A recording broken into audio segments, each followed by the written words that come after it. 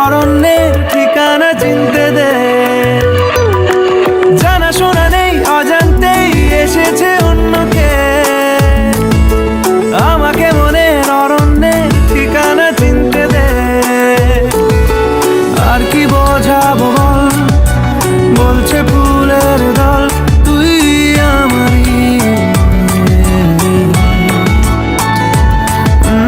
আর কি কারণ চাস, বলছে বন্ধু বাতাস তুই আমারই। তোর এক কথায় আমি রাখবো হাজার বাজি, তোর ইশারায়